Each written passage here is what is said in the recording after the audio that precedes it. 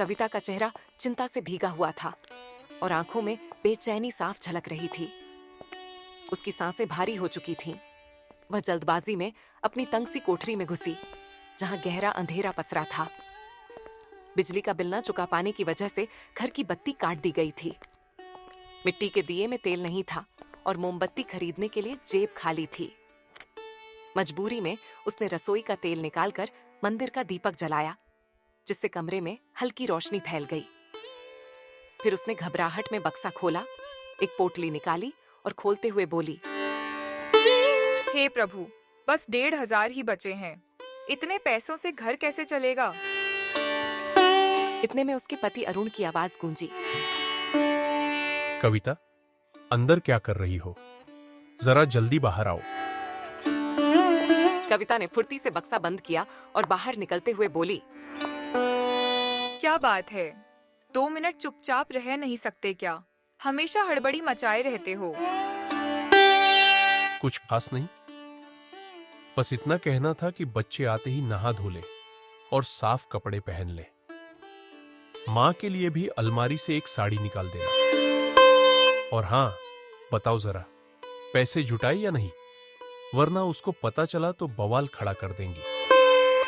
इस तपती गर्मी में बिजली न होने पर उनका रह पाना मुश्किल है। बस 1,500 रुपए ही मिले हैं। इतने में ज्यादा तो नहीं हो पाएगा। पहले बिजली का बिल भरवा दो, बाकी चाय नाश्ते का इंतजाम बाद में सोच लेंगे। अरुण पैसों का बटुआ लेकर बिजली का बिल जमा कराने निकल गया। इतने में बच्चे स्कूल से लौट आए। कविता सफाई करते करते जल्दी से बोली, रिया, सुनो, तुम राघव और जिया को नहला दो और साफ कपड़े पहना दो। मेहमान आने वाले हैं। मेहमान कौन आ रहे हैं माँ? और आप इतनी परेशान क्यों लग रही हो? तुम्हारी बुआ आने वाली हैं। क्या मोटू बुआ आ रही हैं? अरे राघव, ऐसे मत बोलो। वो घर में सबसे बड़ी हैं। उनका सम्मान करना सीखो। अगर दादी ने सुन लिया तो डांट पड़ेगी। इतना सुनते ही बच्चों ने जोर जोर से खुश होकर शोर मचाना शुरू कर दिया। वाह, मोटू बुआ आ रही हैं। जरूर हमारे लिए मिठाई और तोहफे लाएंगी। उसी समय कविता की सास रत्ना देवी वहां आ पहुंची और बोली, किसे मोटा कह रहा है रे तू? मेरी बेटी तुझे मोटी दिखती है? ये सब जरूर तेरी माँ की सिखाई हुई बातें होंगी। अरे, मोटी है तो क्या हुआ? क्या तेरे बाप के घर का खाती है? उसके फूफाजी की 12 बीघा खेती है, ऊपर से फैक्ट्री भी है। माँ जी, बच्चों की बातें दिल पर क्यों लेती हैं आप? ये तो छोटे हैं, जो मुंह में आता है कह देते हैं। हाँ, पर गजब है। तुम्हें या तुम्हारी बहनों को तो ये कभी कुछ नहीं कहते, लेकिन मेरी बेटी पर ताना कसना इन्हें बड़ा आसान लगता है। नानी की तरफ जरा सी भी बात सुन ली तो बवाल मचा देंगे। और यहाँ देखो, आई बड़ी मासूम बनने वाली। कविता को यही डर सताता था कि सास जरा सी बात को उसके मायके तक घसीट ले जाती है। पहले से ही चिंता से उसका मन भारी था, ऊपर से रत्ना देवी के ताने। उन्होंने कमरे में नजर दौड़ाई और बोली, बहू, बिजली का बिल भर आया कि नहीं? मेरी बेटी इस तपती गर्मी में कैसे रहेगी? जरा सोचो तो। हाँ माँ जी, अरुण गए तो हैं, लेकिन यकीन नहीं कि इतने पैसों से कनेक्शन फिर से चालू हो पाएगा। ऊपर से चाय नाश्ते का भी इंतजाम बाकी है। अगर 1 हफ्ता पहले ही पता चल जाता कि दीदी आने वाली हैं, तो हम कमेटी की किश्त अभी न भरते। कमेटी का नाम सुनते ही रत्ना देवी का चेहरा तमतमा उठा, मानो उनके दिल पर किसी ने भारी चोट कर दी हो। वो गुस्से से फट पड़ी। अरे छोड़ो भी, सास ननद जाएं भाड़ में। तुम्हें तो बस हर वक्त पैसा जोड़ने की पड़ी रहती है। मेरी बेटी क्या हर रोज यहाँ टपकती है? सालों में कभी आती है, और उस वक्त भी तुम लोग ढंग से उसकी आव भगत नहीं कर पाते। कविता समझ नहीं पा रही थी कि सास को कैसे समझाए कि अगर कमेटी समय पर न भरी जाए तो जुर्माना लग जाता है। इस बार सोचा था कि कमेटी से थोड़ा पैसा इकट्ठा करके कोई छोटा मोटा काम शुरू कर लें। अब तो मेहनत मजदूरी करते करते शरीर जवाब देने लगा है। ऊपर से 6 लोगों का गुजारा मुश्किल हो रहा है। कभी बीमारी आ घेरती है, कभी बच्चों की फीस या माँ की दवा, सब खर्चे कमर तोड़ देते हैं। रत्ना देवी बड़बड़ाते हुए फिर से ताने कसने लगी। मेरा बेटा भी कोई कमी छोड़ता है क्या? अगर ससुराल वाले आते तो खातिरदारी में रात दिन एक कर देता। साली आती तो दूध घी की नदियां बहा देता। लेकिन हाँ, आज तो अपनी बहन आ रही है ना, तभी इतनी तसल्ली से बैठे हो। थोड़ी ही देर में अरुण घर लौटा और माँ को तमतमाते देख बोला, माँ प्लीज शांत हो जाइए, सब इंतजाम हो गया है, अब आपको फिक्र करने की जरूरत नहीं। रास्ते में राजीव साढ़ू भाई मिल गए थे, उन्हें हाल बताया तो उन्होंने तुरंत 6,000 रुपए दे दिए और बोले जब हो सके आराम से लौटा देना। ये सुनकर कविता की आंखें भर आईं। उसने रूंधे गले से कहा, ये वही पैसे हैं जो मेरी उस बहन के पति ने दिए हैं, जिन पर माँ जी हर समय ताना कसती रहती हैं। बेचारी तो यहाँ आना भी टालती है। उसे डर रहता है कि उसके आने से कहीं मुझ पर बोझ न बढ़ जाए। रत्ना देवी तमतमाते हुए बोली, अरुण, जरा अपनी पत्नी को समझाओ, ये घर उसकी बहन का नहीं है। आए या ना आए हमें फर्क नहीं पड़ता, लेकिन याद रखो, ये घर जितना तुम्हारा है उतना ही मेरी बेटी सीमा का भी है। जब चाहेगी, जब मन करेगा, तब आएगी, समझी? कविता गुस्से में अंदर चली गई। सबकी नजरें अब दरवाजे की ओर टिक गईं। थोड़ी ही देर बाद एक रिक्शा आकर आंगन के सामने रुका। कविता ने देखा, अकेली सीमा ने ही पूरे रिक्शे को घेर रखा था। पहले से भारी भरकम थी, पर इस बार तो और भी मोटी लग रही थी। तभी छत से झांक रही पड़ोसन ने हंसते हुए बरामदे में आवाज लगाई, अरे कविता, आज तो घर में बड़ा रौनक है। सब इतने सज धज कर क्यों खड़े हो? कहीं बाहर निकलने का इरादा है क्या? नहीं नहीं दीदी, दरअसल मेरी ननद आ रही है। वो देखो पहुंच भी गईं। सीमा दाएं बाएं झूलती हुई आंगन में दाखिल हुई। बच्चों ने तुरंत उनका सामान पकड़ लिया और अरुण ने फौरन कुर्सी खड़ी कर दी। किस्मत से बिजली भी आ चुकी थी। नमस्ते दीदी, आइए आइए, इस कुर्सी पर बैठ जाइए। आपको तो सांस चढ़ रही है। हाँ भाभी, जरा भारी लोग चलते हैं तो यूं ही हांफने लगते हैं। ऊपर से रिक्शे वाला ऐसे गड्ढों में घुसा रहा था कि हड्डियां तक हिल गईं। पैर भी दुखने लगे। हाय, वक्त कितना बदल गया, लेकिन ये गलियां तो अब भी वहीं की वहीं अटकी पड़ी हैं। घर तक गाड़ी आना तो नामुमकिन है। अरे दीदी, खड़े खड़े ही किस्सा सुनाती रहोगी क्या? बैठकर आराम से बात करो। जैसे ही सीमा ने कुर्सी पर बैठने की कोशिश की, कुर्सी चरमराई और अगले ही पल धड़ाम से टूट कर गिर गई। अरे भगवान, ये क्या हो गया? कुर्सी टूट गई। दीदी, कहीं आपको चोट तो नहीं लगी? मुझे पहले से ये अंदाजा था। इतनी जर्जर कुर्सी लाकर क्या मेरे ही लिए रखी थी? आखिर ये कब तक टिकती? अब तो नहीं ले ही लो। और तुम सब लोग खड़े खड़े मेरा मुंह क्या ताक रहे हो? कोई उठाएगा मुझे या नहीं? अरुण, कविता और रिया ने मिलकर बड़ी मशक्कत से सीमा को संभाला और उठाया। दीदी, अब आप अंदर चलिए और पलंग पर आराम से बैठ जाइए। हाँ, शायद यही ठीक रहेगा। इतने में बाहर से रत्ना देवी अंदर आई और बोली, बहू, अपनी ननद को कुछ नाश्ता पानी दिया कि अभी तक भूखी बैठी है? अभी लाती हूँ माँ। अरुण समोसे लेने गए हैं, बस आते ही होंगे। अच्छा सुन सीमा, दामाद बाबू क्यों नहीं आए तुम्हारे साथ? माँ, उन्हें कहाँ फुर्सत मिलती है, इसलिए इस बार अकेले ही भेज दिया। खैर, अच्छा किया जो तू आ गई, मगर मुझे तो लग रहा है तू पहले से और भी भारी हो गई है। अरे माँ, आप भी चिढ़ाने लगी। पर जानते हो, मोटा होने का एक फायदा है। गली मोहल्ले में सब मुझसे डर कर रहते हैं। मजाल है जो कोई तिरछी नजर से भी देख ले। इतने में अरुण हाथ में समोसे लिए अंदर आया और धीरे से कविता के कान में बोला, 12 समोसे लाया हूँ, काफी होंगे ना? हाँ हाँ बिल्कुल, दीदी और बच्चों के लिए भी काफी रहेंगे। तो फिर सबके लिए नाश्ता लगा दो। आज मजा आएगा जब हम सब साथ बैठकर खाएंगे।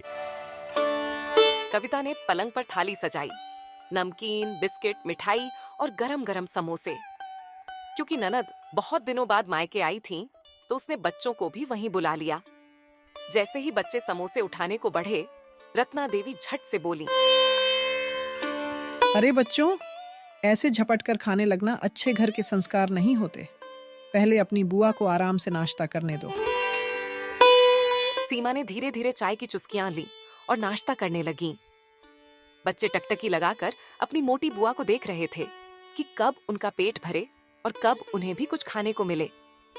सीमा एक एक करके पूरे 10 समोसे खा गईं। नमकीन और बिस्किट की प्लेट खाली हो चुकी थी और मिठाई भी आधी साफ हो गई थी।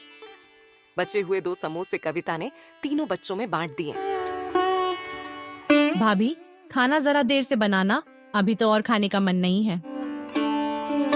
कविता मन ही मन बुदबुदाई, अरे दीदी, तो इतना सब खा गई और अभी भी कह रही हैं खाना बाकी है। हे भगवान, इनका तो 5 लोगों जितना पेट होगा। खैर, आज की बात है, कल शायद वापस चली ही जाए। बहू, क्या सोच में डूब गई? जब तक सीमा आराम करे, तुम खाना बना लो। करीब 2 घंटे बाद कविता ने खाना बनाया और प्रेम से सीमा को परोसा। सीमा ने हंसते बोलते लगभग 10 रोटियां खा डाली। माँ, मोटी बुआ कितना खाना खाती हैं, सब खत्म ही कर दिया। शायद इसी वजह से बुआ इतनी मोटी हैं। लेकिन माँ, अब हम कहाँ सोएंगे? पूरा पलंग तो मोटी बुआ ने घेर लिया है। रिया, कोई बात नहीं, रोज तो हम पलंग पर सोते हैं ना। आज बुआ यहाँ सो जाएंगी, हम लोग जमीन पर बिस्तर लगा लेंगे। रात को पूरे परिवार ने एक ही कमरे में बिस्तर लगाकर नींद ली। उस छोटे से घर में तंगी जरूर थी, मगर रिश्तों का अपनापन हर कमी को ढक रहा था। अगली सुबह अरुण अपनी बहन के लिए नाश्ते में दूध और जलेबी ले आया। सीमा की आंखों में चमक आ गई। उसे बेहद खुशी हुई कि उसका भाई गरीबी में भी उसकी इतनी खातिरदारी कर रहा है। दोपहर को कविता ने छोले बनाए और गर्मा गर्म पूरियां सेंक कर परोस दी। सीमा, तेरे आने से घर में कितनी रौनक आ गई है। सबको बड़ा अच्छा लग रहा है। देख तो, रोज रोज घर में नए नए पकवान बन रहे हैं। अब तू आई है तो कुछ दिन यहीं रहकर ही जाना। हाँ, सोच तो मैं भी यही रही हूँ कि कुछ दिन रुक जाऊं, कहीं भाभी को बुरा ना लगे। लेकिन अगर लगता है तो लगे हमारी बला से। आखिर ये घर तेरा भी तो है। ये घर वो मायके से थोड़े ही लाई थी। रत्ना देवी की बातों से सीमा का मन पिघल गया और उन्होंने कुछ दिन और मायके में रहने का निश्चय कर लिया। अब तो उनके लिए रोज नए नए पकवान बनते। दूध, मिठाई, तरह तरह की चीजें घर में आने लगीं। लेकिन इस बीच कविता के चेहरे पर उदासी छाने लगी। एक दिन उसने अरुण से धीमी आवाज में कहा, दीदी तो जाने का नाम ही नहीं ले रही। वो 6000 भी खत्म हो चुके हैं। अगर ये कुछ दिन और रुकी तो हम पर कर्ज चढ़ जाएगा। अब तो उन्हें यहाँ से चले जाना चाहिए।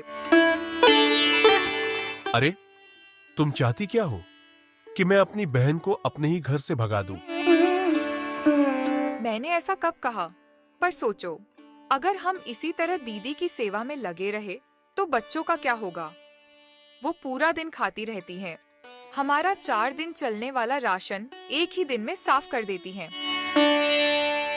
दोनों को धीमे स्वर में बातें करते देख रत्ना देवी उनके पास आईं और प्यार से बोली, अरुण, सीमा 2-4 दिन बाद चली जाएगी। मैं कह रही थी, उसके लिए जाते जाते 2 बढ़िया सी साड़ियां ले आ। लेकिन माँ जी, कविता की बात पूरी होने से पहले ही अरुण ने बीच में टोका। ठीक है माँ, मैं देख लूंगा। इतना ही हुआ था कि तभी कमरे से सीमा के रोने की आवाज आई। सब लोग घबराकर अंदर की तरफ दौड़े। क्या हुआ दीदी, आप रो क्यों रही हो? देख, तेरे राघव ने मेरा फोन तोड़ दिया। अब मैं अपने घर किस मुंह से जाऊंगी? दीदी, राघव बच्चा है, आपको ही ध्यान रखना चाहिए था। लाओ मुझे फोन दो, मैं इसे ठीक करा कर लाता हूं। लेकिन वो आईफोन था, उसे ठीक करना आसान नहीं था। फोन वाले ने साफ कह दिया, ये फोन ठीक नहीं हो सकता, नया ही खरीदना पड़ेगा। भैया, ये वाला फोन कितने का है? अरे भाई साहब, ये कोई साधारण फोन नहीं है। इसका रेट है पूरे 1,30,000 रुपए। दुकानदार के मुंह से जैसे ही ये कीमत निकली, अरुण के चेहरे का रंग उड़ गया। उसकी आंखें बड़ी हो गईं, माथे पर पसीने की बूंदें चमक उठीं। उसे ऐसा लगा मानो जमीन उसके पैरों के नीचे से खिसक गई हो। दिल की धड़कन तेज हो गई और जेब में रखे नोट अचानक बहुत छोटे लगने लगे। अरुण कुछ पल वहीं खड़ा रह गया, फिर घबराते हुए कविता के पास चला गया। कविता, तुझे पता है ये फोन 1,30,000 का है। अरुण की आवाज में हताशा साफ झलक रही थी। कविता ने उसकी तरफ देखा, मानो वह पहले से ही समझ रही हो कि इतना महंगा फोन अरुण की पहुंच से बाहर है। नुकसान हमारे बेटे ने किया है तो भरपाई भी हमें ही करनी पड़ेगी अरुण। अगर दीदी बिना फोन के ससुराल चली गई तो लोग क्या कहेंगे? हमारी इज्जत पर ही सवाल उठ जाएगा। यही तो सोच रहा हूं कविता, अब क्या करूं? साल भर भी खटूंगा तो भी 1,30,000 कहां से जोड़ पाऊंगा? ये रकम मेरे बस से बाहर है। अरुण की आंखों में असहायता साफ झलक रही थी, जैसे जिम्मेदारी का पहाड़ उसके कंधों पर टूट पड़ा हो। अगर जीजा जी को पता चल गया कि फोन टूट गया है और वो भी इतना महंगा, तो ना जाने दीदी के साथ क्या बर्ताव करेंगे, मैं सोच भी नहीं सकती। कुछ क्षण के लिए कमरे में सन्नाटा छा गया। केवल अरुण और कविता की तेज धड़कनों की आवाज जैसे सुनाई दे रही हो। एक काम करो, मेरे सारे गहने ले जाओ, उन्हें बेचकर दीदी के लिए नया फोन ले आओ। गहने? लेकिन कविता, तुम्हारे गहने तो तुम्हारी सबसे बड़ी पूंजी है। पूंजी बाद में भी बन जाएगी अरुण, लेकिन अभी अगर दीदी बिना फोन के चली गई तो उनकी जिंदगी नरक बन जाएगी। बेचारी कब से रो रही हैं और राजीव से भी अब कुछ नहीं मांग सकते। दीदी की खातिरदारी के लिए पहले ही उससे 6,000 ले चुके हैं। कविता के शब्द अरुण के दिल में गहरे उतर गए। एक ओर पत्नी की त्याग की भावना थी, दूसरी ओर आर्थिक तंगी का बोझ। अरुण की आंखों में अपराध बोध और बेबसी दोनों झलक रहे थे। कोई बात नहीं अरुण, जब हमारा नया काम शुरू होगा तो हम गहने फिर से बनवा लेंगे, लेकिन अभी दीदी का फोन ही सबसे जरूरी है। कविता ने अपने सारे गहने निकालकर कांपते हाथों से अरुण को दे दिए। ये सब सीमा चुपके से बाहर खड़ी होकर सुन रही थी। अरुण ने वे गहने सुनार के पास बेच दिए और बदले में 1.5 लाख रुपए पाए। उन्हीं पैसों से उसने फोन खरीदा और बहन के लिए 2 सुंदर बनारसी साड़ियां भी ले लीं। घर लौटकर जब अरुण अंदर आया तो देखा सीमा जाने के लिए तैयार खड़ी थी। जीजाजी भी साथ खड़े थे। अरुण ने सीमा को आंसुओं और हल्की नाराजगी से भरा चेहरा लिए देखा और फिर गुस्से में बोला, अरे दीदी, इतनी जल्दी क्या है? कुछ दिन और रुक जाती। हाँ, और रुक जाती, ताकि अभी मेरे रुकने से भाभी ने अपने गहने बेच दिए। अगर मैं और रुक जाती तो शायद ये घर भी बेच देते। दीदी, ये सब आपसे किसने कहा? किसने कहा? किसी ने नहीं, मैंने खुद सुना अपने इन्हीं मोटे मोटे कानों से। और वैसे भी तुमसे किसने फोन मांगा था रे? टूट गया तो टूट गया, मुझे कोई फोन नहीं चाहिए। दीदी, आप रो रही थी इसलिए? वो फोन तुम्हारे जीजाजी ने मेरे जन्मदिन पर तोहफे में दिया था अरुण, इसी वजह से टूटने पर रोना आ गया। और तुम लोग आए बड़े गहने बेचने वाले। भाभी, तुमसे तो मैं सचमुच बहुत नाराज हूँ। घर में पैसों की इतनी तंगी थी और तुम कर्ज लेकर मेरी खातिरदारी करती रही। मुझे बताना तक जरूरी नहीं समझा। मुझे तुम्हारे गहने, पैसे या ये सब चीजें नहीं चाहिए। मुझे बस तुम लोगों का प्यार चाहिए, वही प्यार जिससे मेरा मायका आना जाना बना रहे। ये पकड़ो अपने गहने। मैंने अभी अभी जीजा जी को एसटीडी से फोन करके सारी बात बता दी थी। वो सीधे सुनार के पास गए और गहने ले आए। और हाँ भाभी, इन्होंने राजीव के पैसे भी चुका दिए हैं। लाओ ये फोन, इसके बिना तो मैं सच में नहीं रह सकती। अब मैं चलती हूँ। अपनी ननद का इतना बड़ा दिल देखकर कविता की आंखें भर आईं। गले में रूंधते स्वर के साथ वह बोली, दीदी, हमें माफ कर दो। आप अगर ऐसे नाराज होकर जाओगी तो हमें बहुत बुरा लगेगा। मैं नाराज नहीं हूँ भाभी, लेकिन हाँ, इस बात का दुख जरूर है कि तुम लोगों ने मुझे अपना नहीं समझा। नहीं तो इतना कुछ मुझसे क्यों छुपाते। खैर, अब सब ठीक है। कल यहाँ कुछ मशीनें आ रही हैं जिनसे प्लास्टिक के खिलौने बनेंगे। अरुण, अब तुझे मेहनत मजदूरी करने की जरूरत नहीं रहेगी। यह सुनकर अरुण का दिल भर आया, गला रुंध गया। आंखों से आंसुओं का सैलाब फूटने ही वाला था, पर शब्द जैसे सांस छोड़ चुके थे। मौके की नजाकत समझकर सीमा मुस्कुराई और बोली, अच्छा, एक सच और बताती हूँ। कैसा सच दीदी? वो फोन राघव ने नहीं तोड़ा था, उस पे तो गलती से मैं ही बैठ गई थी। ये सुनते ही सबकी हंसी छूट गई। घर का माहौल एकदम हल्का और खुशियों से भर गया। बस मेरे मायके में यूं ही हंसी खुशी बनी रहे, मुझे और कुछ नहीं चाहिए। दीदी, आप बहुत अच्छी हो। अगली बार जल्दी आना। अरे, यानी अभी तुम्हारा अपनी मोटी ननद से मन नहीं भरा? नहीं दीदी, आपसे तो कभी मन भरेगा भी नहीं। इतनी अच्छी मोटी ननद किस्मत वालों को ही मिलती है। ननद भाभी का यह स्नेह देखकर पास खड़ी रत्ना देवी की आंखें भी भर आईं। खुशी के आंसू उनके गालों पर ढलक पड़े। भगवान करे हमारे घर में हमेशा ऐसा ही प्यार बना रहे।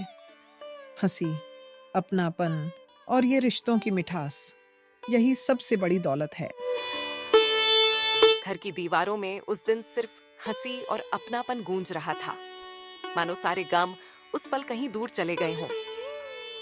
तो दोस्तों, कैसी लगी आपको हमारी आज की प्रेरणादायक कहानी? अगर यह आपको अच्छी लगी हो तो चैनल को लाइक, शेयर और सब्सक्राइब जरूर करें। फिर मिलेंगे एक नई, दिल को छू लेने वाली और सीख से भरी कहानी के साथ। तब तक के लिए धन्यवाद।